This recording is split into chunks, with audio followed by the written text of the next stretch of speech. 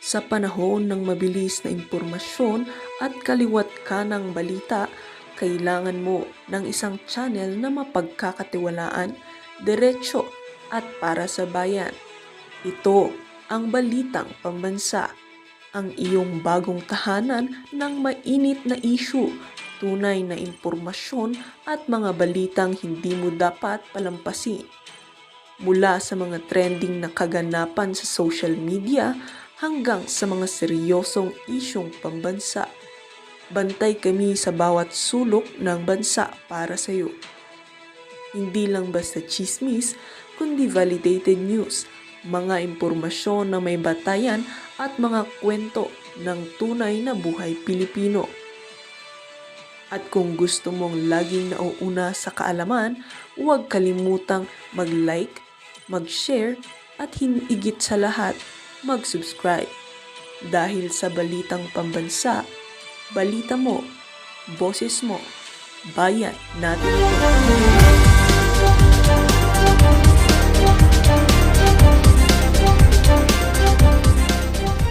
Din Sara Duterte, itong mga pangalan kung sino nga ba itong mga nasa confidential fund na palaging hinahanap ng mga tulongges. So alam din naman ho natin na itong confidential fund, ito yung pinagmulan ng isa sa mga impeachment laban kay Vice President Sara Duterte. At hanggang ngayon, hindi pa rin umaamin si Lisa Araneta Marcos kung sino si Piatos. Anong pangalan nun ni Piatos? Nakalimutan ko na. Maria Piatos ba? Oo, so hanggang ngayon wala pa rin pag-amin, ano? Alam daw at sinabi naman din ni Vice President Sara Duterte na itong si Lisa Araneta Marcos ay nag-chat kay Vice President Sara Duterte at may ebidensyang hawak si Vice President Sara Duterte at may video mapatungkol dito kay Lisa Araneta Marcos at tawag dito at alam din ni Lisa kung sino si Mary Grace Piatos. Tama ba? Tama ba pangalan? Mary Grace Piatos ba? Nakalimutan ko na eh. Alam ko kasi nagsisimula sa letter L yun. Ay, nadulas na naman ako. Kaya ito po, panoorin po natin ang panayam ni Attorney Sal Panelo. Papangalanan na pala ni Vice President Sara Duterte. Malakas ang pagtitiwala ni Inday Sara na pagdating dyan sa paglilitis sa impeachment trial, nakakasiguro na siya na may papaliwanag niya sa pamamagitan ng mga testigong expert sa intelligence operation kung bakit ang mga pangalan ng tumanggap ay hindi totoong pangalan. Patay. Yan ang pinupunto ni So parang ilalabas na pala talaga ni Vice President Sara Duterte yung mga alas niya. Naku po, kabahan ka na.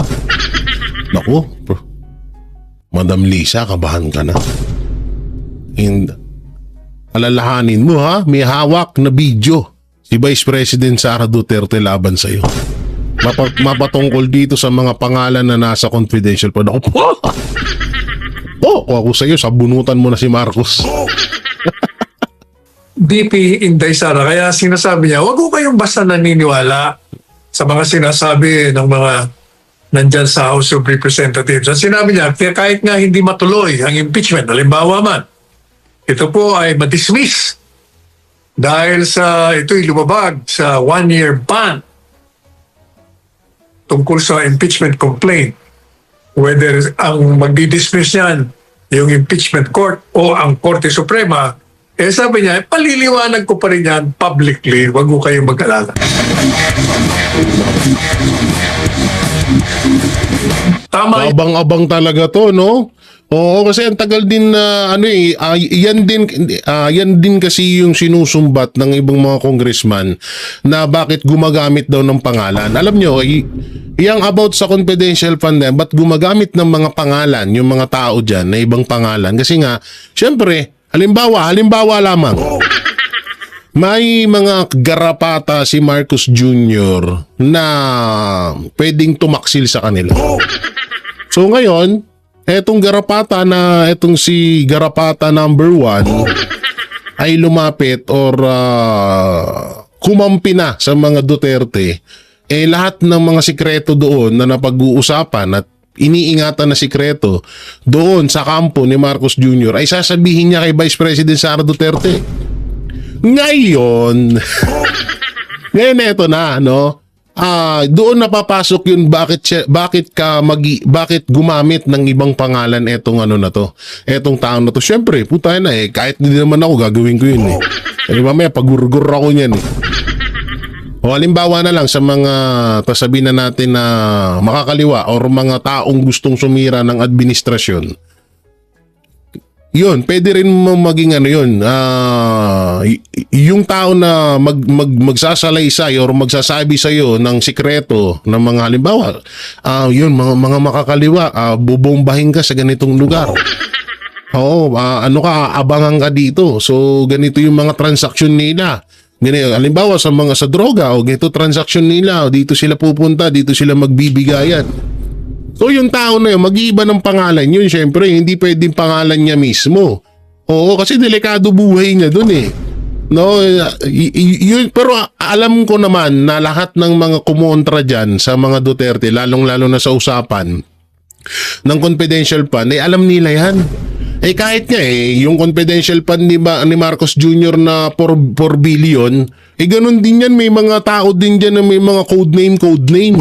Kalukuhan nila. Alam nila lahat yan. Paniwala kayo sa pakinang yan. Yung sinasabi ni Inday Sara, hindi lahat ng napapakinggan po natin diyan sa Kamara de Representante, lalo na doon sa Quadcom, mga taga-usig, nako, ay paniniwalaan nyo kagad. Tama. Natural lamang na palaging ang pahayag ng mga yan ay pakontra at pinapakita nila ang pagka-guilty ni BP Inday Sara. Saka wala naman din sinasabi, kahit kaming mga vlogger, wala kami hong sinasabi na oy, wag niyong pakinggan sila, fake news. Oy, wag niyo silang pakinggan, wag niyo silang panoorin, wala kayong mapapala. Mas maganda pa rin na pakinggan niyo pa rin sila. No, kasi mahirap din na kami, lalo ako, hindi ako nangongontrol. Ayoko mangontrol na, oy, wag mong panoorin sa ganyan. Mas maganda pakinggan nyo pa rin. Ngayon, doon nyo pagkalkulahin kung ano ba talaga kung sino ba talaga nagsasabi ng katotohanan. Ang mindset kasi ng ibang Pilipino, halimbawa, balik tayo sa unang issue. Si Vice President Sara Duterte, may lalaki daw. Etong si Marites naman, napanood lang dun sa kapwa niya Marites, na vlogger, na pilabiling suka ng asawa niya, tapos naging vlogger na. Naniwala agad. O katulad nun, yung issue kay Maharlika, tsaka sino yung si Jazz ba yun? Sinabi ni Maharlika na, Alputera.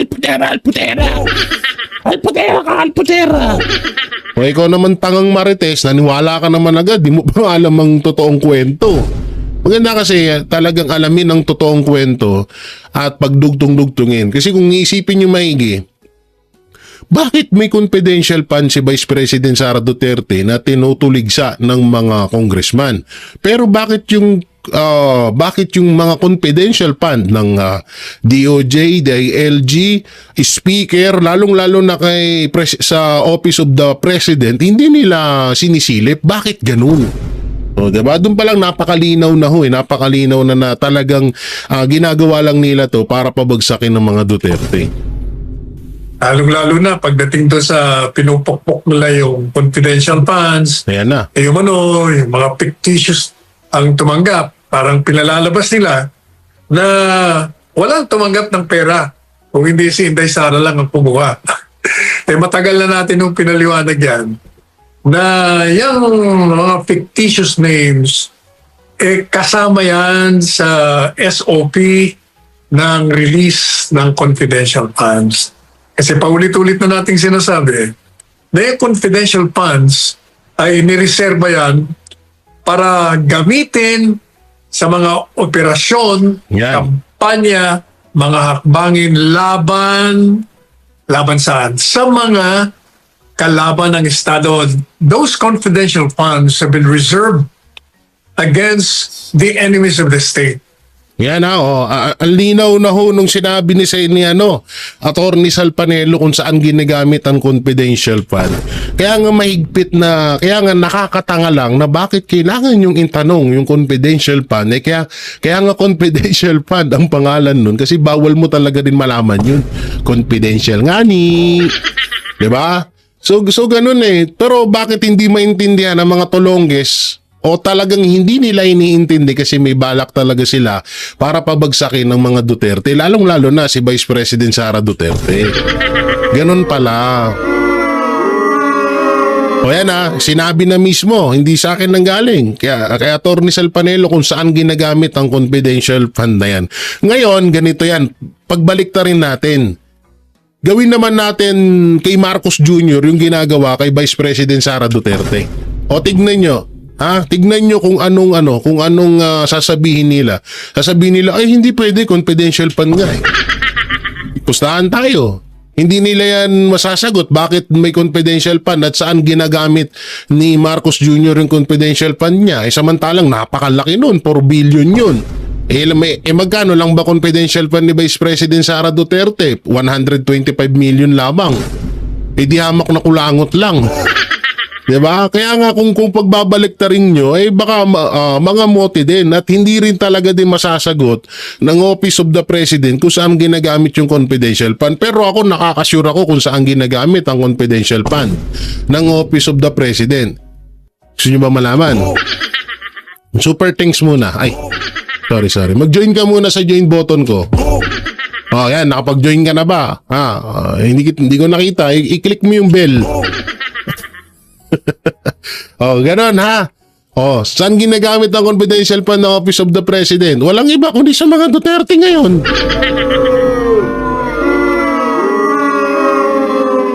Baka ginamit pa nga nung nung tawag dito nung pagdala kay Pangulong Duterte sa dahig. So yun yung confidential fund. Kasi isipin mo, hindi naman, walang mapaggagamitan ang Office of the President ng kanilang confidential fund. Kasi kadalasan na paggagamitan yan, mga NPA, mga makakaliwa. Yung may mga banta sa gobyerno, di ba? So, hindi nila magagamit yan, sure ako. Kasi kakampi nila NPA ngayon yung iba nga, may mga pwesto pa dyan sa Malacanang, di ba? Yun. So saan magagamit? Kundi sa mga Duterte, nasa utak, nasa isip ni Marcos Jr., Lisa Araneta Marcos, Martin Romualdez, nasa utak nilang tatlo na ang banta sa kanilang administrasyon ay ang mga Duterte. Kasi nga, banta dahil malaking tinik sa lalamunan nila mga Duterte sa darating na 2028 election. Yun.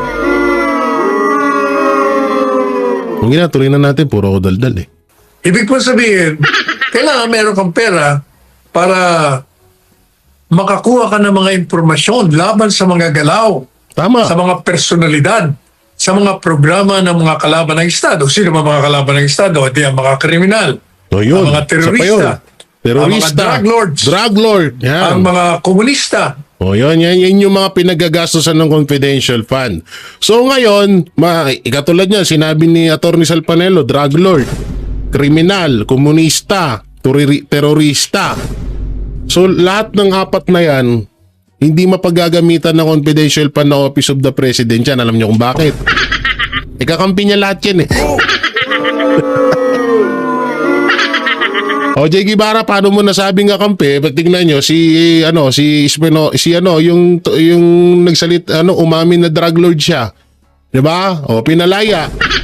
Tingnan mo si Dilima, pinalaya. 'Di ba? Yung mga NPA malaya. Ganun lang kadali. Kaya yung confidential fund kaya hindi nila sinisilip yan. Confidential fund ng Office of the President, kaya hindi sinisilip ng Kamara yan. Kasi nga, yan ay ginagamit nga sa mga Duterte. Yun ang totoo dun. Hindi na tayo magpaligoy-ligoy, ganoon din naman. Mga rebelde, lahat pong yan ay kalaban ng Estado. At makukuha mo lamang ang impormasyon na sensitibo sa mga ginagawa nila Dahil dyan sa Kung confidential fund. gagalaw ang gobyerno sa pamamagitan ng pondo, Yun. bibilihin mo ang impormasyon. Saan manggagaling ang impormasyon? Manggagaling po ang impormasyon doon sa mga kalaban ng Estado, sa mga miyembro nila. Hihikayatin mo sila. O madali sabi, bibilihin mo sila para sila ay tumalikod sa kanilang organisasyon at bumaliktad at magsabi ng mga programa nila, mga personalidad nila para mausig natin, mahuli natin. Siyempre, pag sila tumanggap ng pera, hindi mo mapapapirma yan na nandun ang pangalan nila. Sapagkat malalagay sila sa panganib. Sigurado papatayin sila ng mga kasama nila sa pagtatrader nila. Tama. Kaya, natural lamang na iba't ibang pangalan ang gagawin mo. Kay pangalan niya ng restaurant, kay pangalan ng ibang tao, kay pangalan ng kung ano-ano pa. Natural. O katulad lang na, no? Diyan papasok si Mary Grace Piatos na tinatanong nila kung sino. O sabihin na lang natin, ako yung taong yun na source, tigahatid ng impormasyon sa Office of the President. Kunwari lang ha. Baka ano na naman isipin nyo eh. Kunwari ako, so syempre hindi ko ilalagay dyan J. Guevara anak ng teting paano yan pag nalaman nila di paktay ako.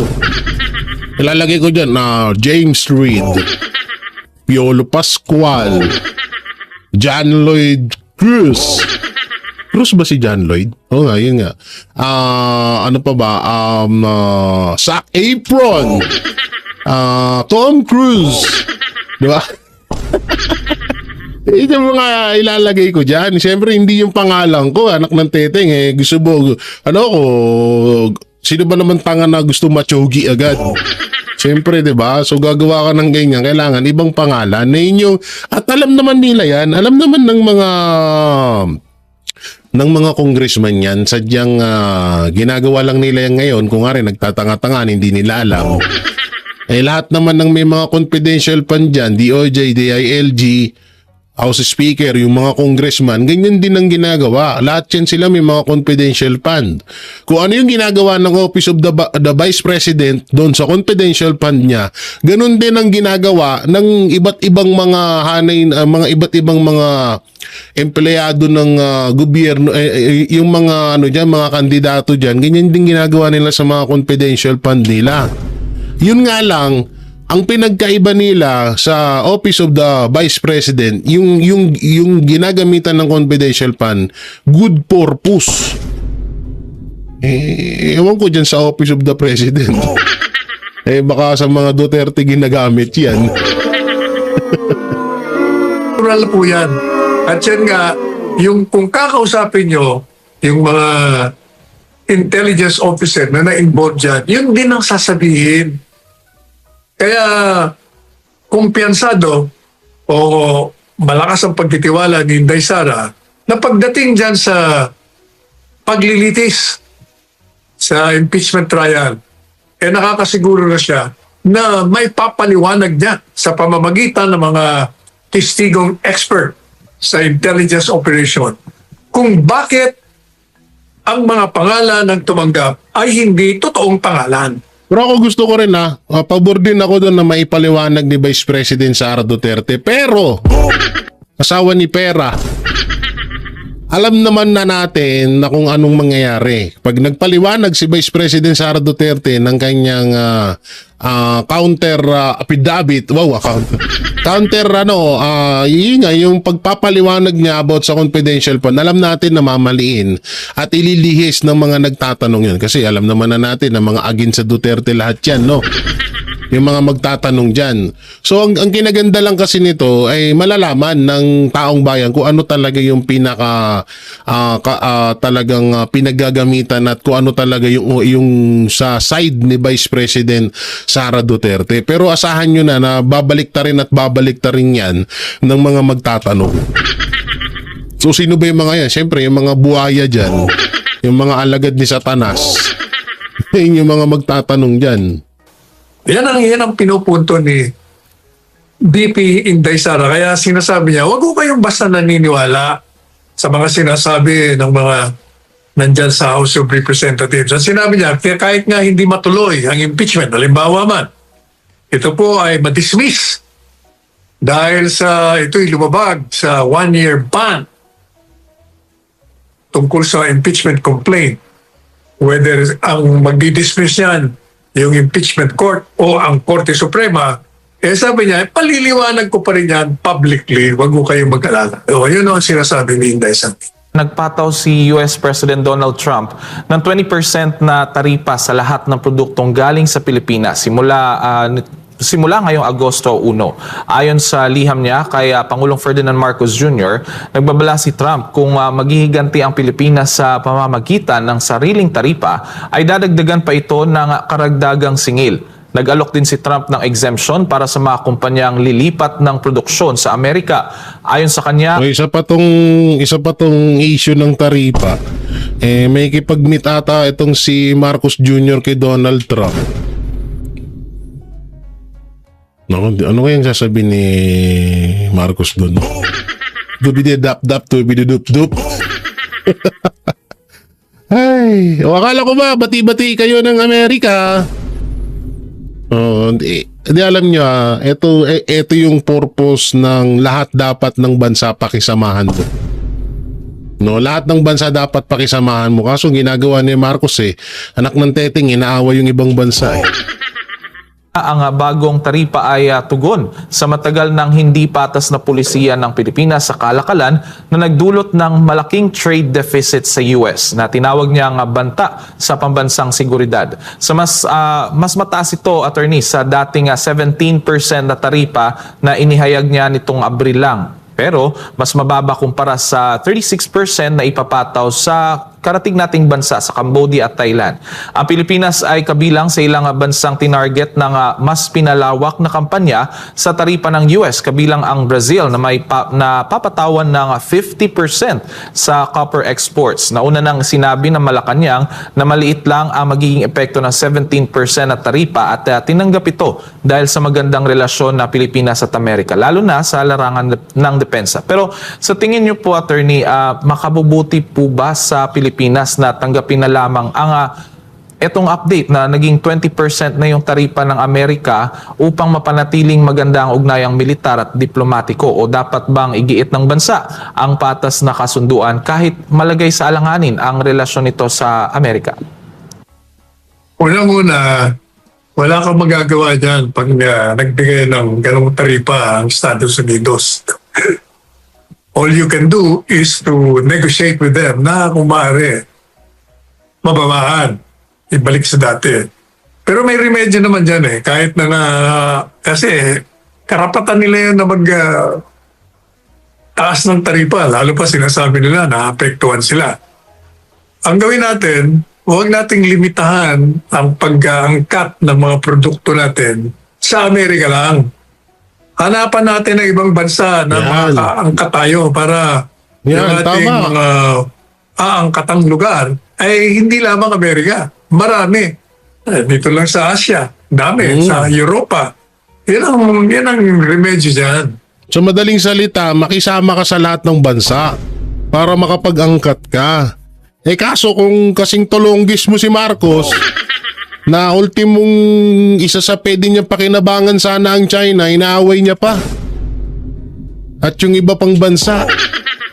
Diba? Hindi totoo. Kasi nung panahon ni Pangulong Duterte, lahat ng bansa pinakisamahan niya. Tsaka talagang may respeto sa kanya ang iba't ibang mga pinuno ng mga bansa dyan dito sa mundo natin. No? So, ang ginagawa kasi ni Pangulong Duterte, yung tapang niya, isinasantabi niya muna. Tapos yung katalinuhan niya ang kanyang ginagamit. So, mautak si Duterte, pinakisamahan niya lahat.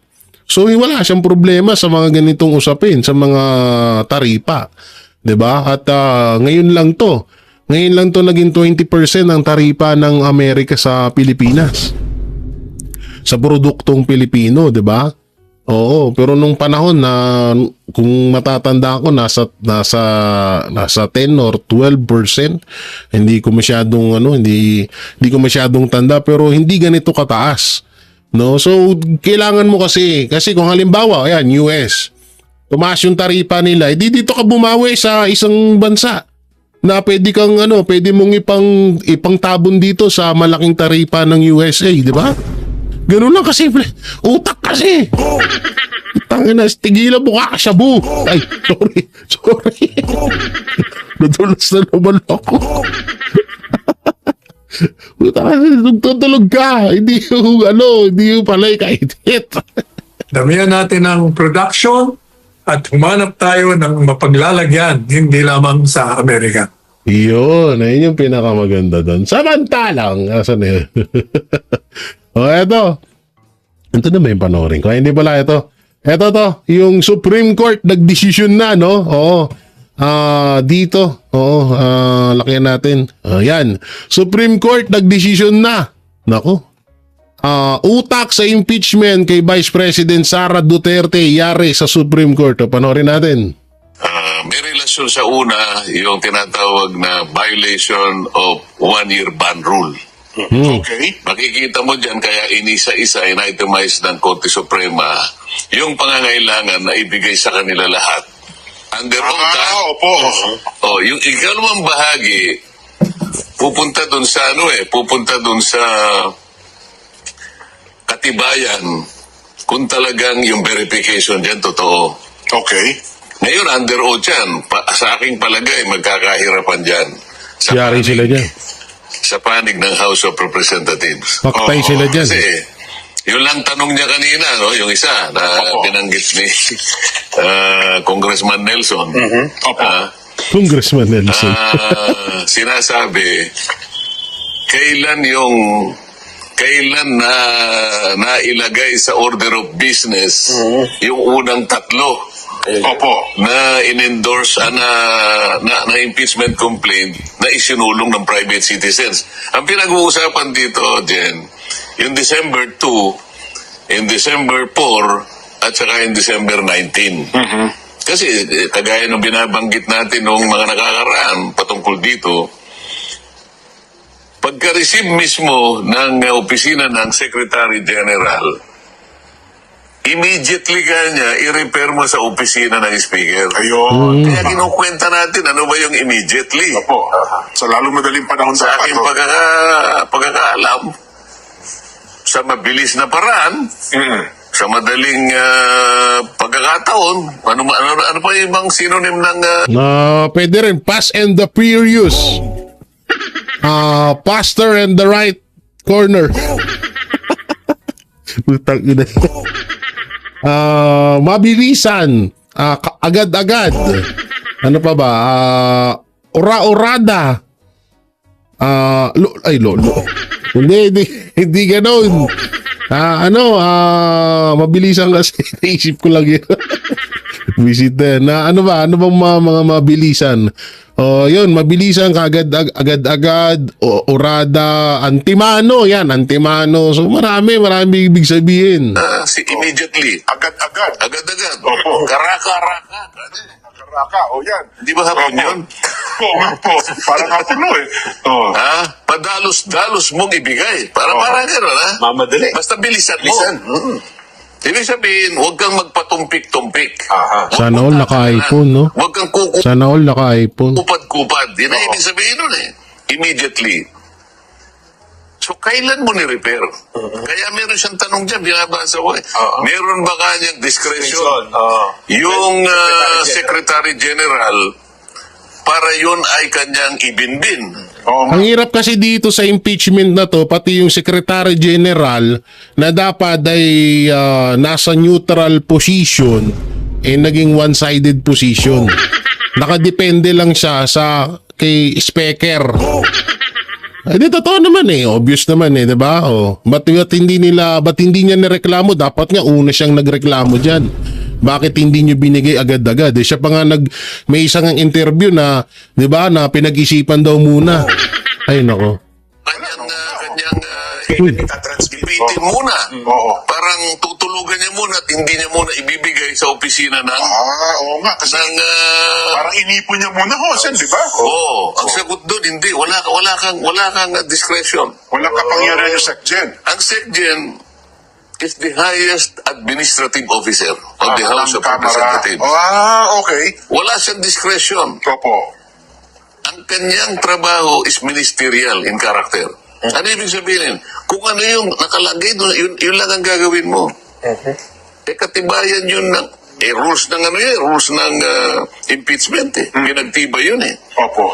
Hindi basta-basta yun. Hindi mo po pwedeng teka muna, bukas ko na Gawin. ang ibig sabihin ng immediately, Sa madaling salita, hindi ka pwedeng maging tamad.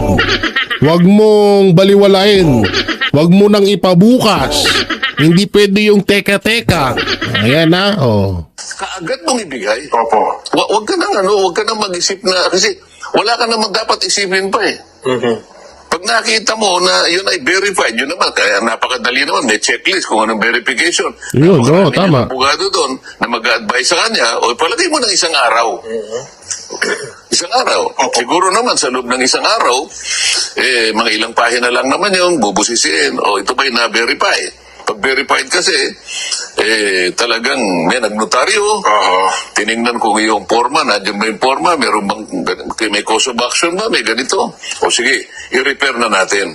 Ayun. Paano ngayon sila magbibigay ng under oath na sagot sa mga requirements na yun ng Korte Suprema? Wala nga siyang discretion eh. Ministerial, lilitaw ngayon dito na yung Secretary General, kauna-unahan, hindi niya ginanap at tungkulin niya. Lalong-lalo na yung December 2. Yan na. O yan na. Ang linaw, no? So sa madaling salita nga, naging one-sided ang Secretary General na dapat maging neutral siya. Lalo't ang usapan dito ay hindi basta-basta. Tangina, impeachment yan. Hindi yan pagbili ng suka tapos pagbalik mo, toyo dala mo. Oo. Doon nagsimula eh. Yun ang una eh. Alam mo, kaya ito, nadinig mo dyan. Opo. Hinahanapan ilang session days. Oo. Kasi ganito yan, Jen. Halimbawa, ngayong araw na to, nag-session tayo. Opo. Pero hindi naman siya nag-adjourn. Sabi niya, suspend lang. Suspend. Opo. Sabi niya nga, magsasalita yung presiding officer. Session is suspended until tomorrow at 3 o'clock in the afternoon. Oo. So, bukas, hindi pangalawang session yun, kasama pa rin sa per session. Kahit na inabot tayo ng 3 weeks, sinususpend natin, after 3 weeks, 1 session lamang One yun. session. Tama. Ngayon, bibilangin ngayon yun.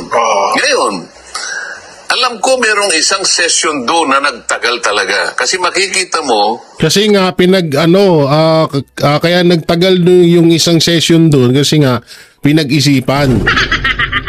Ano ba to? Malakas ba to? May impeach na ba dito si Sara?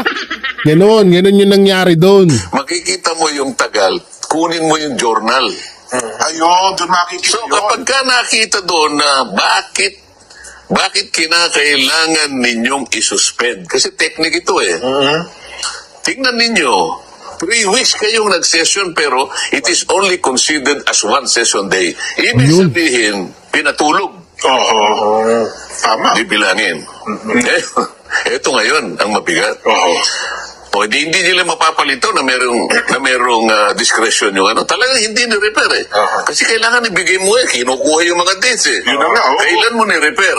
Kasi mula doon sa pagkaka-repair, huwag natin pag-usapan yung December 4, Ang malupit pa diyan, ayaw nila rin parang parang may napanood ako na ayaw nila ipakita yung date na yun. Nung isang session na yun. Parang gano'n December na. Kasi yung pinaka-crucial dito yung December 2. Yun ang Yung kauna-unahan. kauna-unahan po na i-file. O, Tama. steps yun eh, steps. Oo. Una, Secretary General is supposed to immediately refer it to the office of the Speaker. Kasi pag tinanggap ng office of the Speaker, ang office of Speaker naman, ministerial din ito. Ministerial din. Opo. Wala siyang discretion. Tatawagin niya yung majority leader. Ito yung chairman ng Rules Committee. I-include mo kaagad, hindi naman kaagad, within 10 session days. Ngayon, kung mo yung December 2, kung may plano na sila doon, ipitin nyo kanya halimbawa, kaya nga magtatagal sila eh.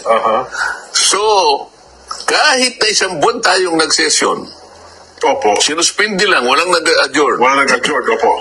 kakatulog nila ngayon. Yun ang dahilan kung bakit hindi naaktuhan in December 2, December 4, and December 19. Hinintay nila yung February 8, February 5. February 5, yes po, oo. O mag-a-adjourn na kami ng February 5. Ayun yung Doon pang-apat dali-dali nilang nilagay. Yung nasa Senado. Hinahanapan dito sa order ng Korte Suprema. Oh. Sabi niya, binigyan ba sila ng kopya lahat sila Opo. ng mga members na pumirma? Binigyan ba sila ng pagkakataon na mabasa?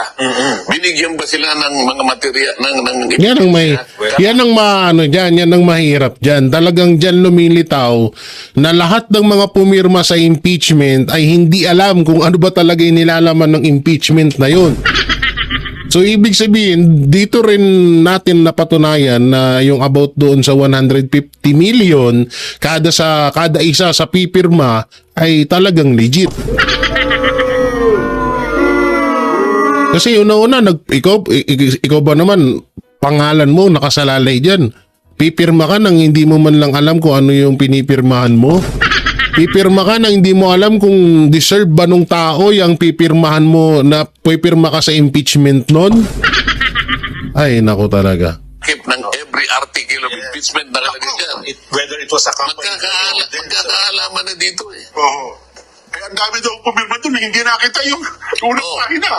Anong sabi niya? Opo, oo. Within 10 inextendable period. Oo. Sa makatid, anong date ngayon, Nelson? Yan ang linaw-linaw nun, no? Ang linaw ho nun, kaya talagang etong mga to talagang dapat ay aksyonan na po talaga to ng Supreme Court. Kasi hindi na biro talagang obvious na ho talaga na talagang hindi nila pinag-isipan, hindi nila una-una lumabag na sila sa batas na dapat immediately o kaagad-agad ay iano na nila yan, ipasok na nila yan ipasa na dapat yan sa speaker. Kaso ang ginawa siguro dyan malamang kaya na ba natin ma-impeach si Sara nito? Tapos yung isang nakabasa, hindi mahina yan, iba. Tapos nagkaroon na naman ng isang session. Okay na ba to? Pagtingin naman ng isa, ay hindi, mahina, iba. Hanggang sa nakaapat sila, yung pang-apat ay yung ginora. Oh, yan, malakas yan. Dalhin mo na yan.